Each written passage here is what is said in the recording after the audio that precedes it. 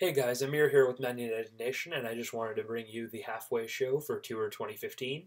As you guys know, United are visiting the United States this summer, and the first match they played against Club America in Seattle on Friday, and today they played against the San Jose Earthquakes here in San Jose. And so I was at that match, and I figured this is a good point for us to sort of take stock of the tour so far and look forward to the rest of it coming up.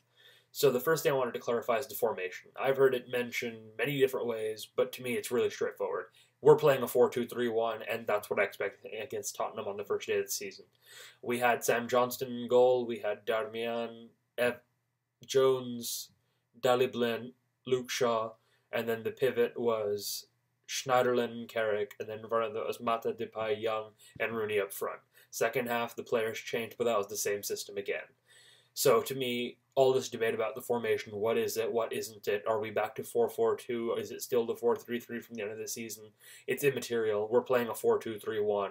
I feel like it's a good fit for the players we have, alongside a 4-3-3 possibly to accommodate all the new midfielders, but I mean 4-2-3-1 is as good a formation as any, in my opinion, for us this season.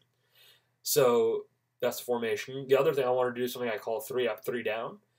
From the first two tour games, I want to just talk about 3 players who've made an impression on me positively and 3 who've made a negative one. So, first one's 3 up. Luke Shaw, Matteo Darmian, and Chris Smalling. So these guys are all in here for different reasons. Luke Shaw's in here because he's upped his game tremendously from the end of last season. He couldn't stay fit last year on the tour, you'll remember. Van Gaal ordered him to train on his own.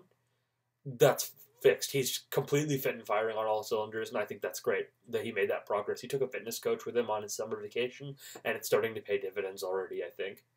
Then you've got Matteo Darmian. He's probably the lowest profile of the 4 signings we've made so far, but I think he's made the biggest impression in the first 2 games combined. Schneiderlin had the biggest one in the match against Club America, but today Darmian was great, and Schneiderlin was at fault for the Earthquakes goal. So I gotta say, Matteo Darmian has made a great impression on me. His positioning sense is perfect, as I mentioned in my full-time Devils fan cam, and I just think that he is going to bring a solidity we haven't had since Gary Neville.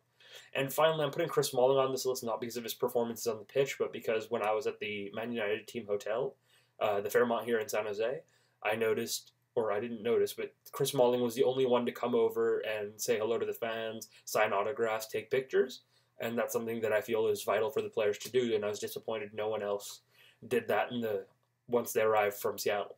So I think he deserves a shout-out for that. And then 3 down for me. The first one's going to probably be the most controversial, Bastian Schweinsteiger.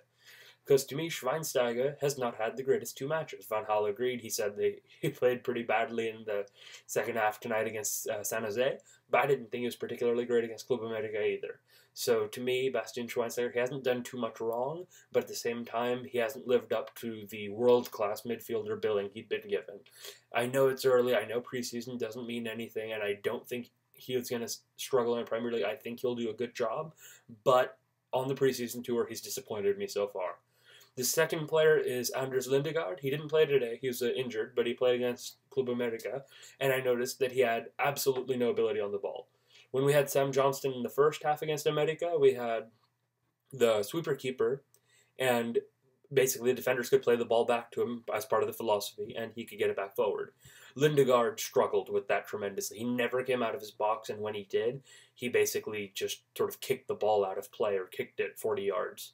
And that, to me, is not something that's going to fit in a Van Gaal team, and that's why I think he's headed out the door. The third person is someone that really pains me to say this, because he was one of my favorite players 2 years ago, and the only positive I'd say of the Moyes era, Adnan Januzaj. He's been a shadow of the player he was 2 years ago, even last season, and then he struggled on the tour so far. In both matches, for me, he's been eclipsed by Andres Pereira, and I think he needs to do a lot of work, find his confidence again, and show that he can be a Man United player. Otherwise, I think he's going to be sent out on loan, and much like Federico Maqueda, his career could go down. Or, on the other hand, like a couple of the more successful players, he might return, but still, it would be a step backwards for his career nonetheless. So, having talked about the matches we've played so far, I just want to do a quick preview of the remainder of the tour. On Saturday, we are playing against FC Barcelona, and I'm looking forward to that match. I will be there. We're playing at Levi Stadium, holds about 65,000 people here in Santa Clara. So, in this particular match, Messi, Suarez, and Neymar, none of them are expected to be here due to their Copa America commitments from earlier and the fact they're resting.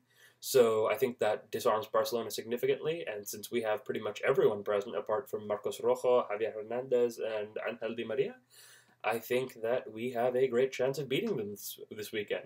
I think both teams will want a lot of the ball. I think both teams are going to step it up. But primarily, I don't think the result is important. What is important is getting the players to build their team cohesion. So to that end, Van Gaal has said he's going to be playing most players for 60 minutes and then some subs for 30 minutes in the Barcelona match. And for me, that he has to try a different team.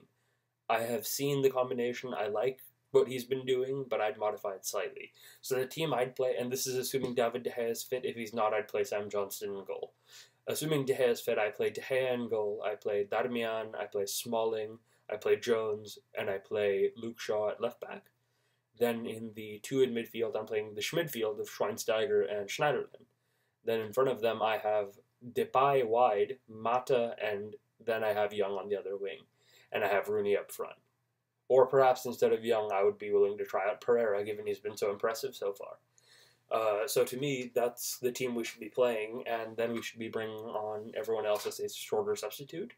Among the substitutes, I'd like to see Marwan Fellaini. I know he's banned for the first 3 Premier League games, but he can play in the Champions League qualifiers, and I think he'd do a great job for us in those matches with some of the teams that are less used to physicality.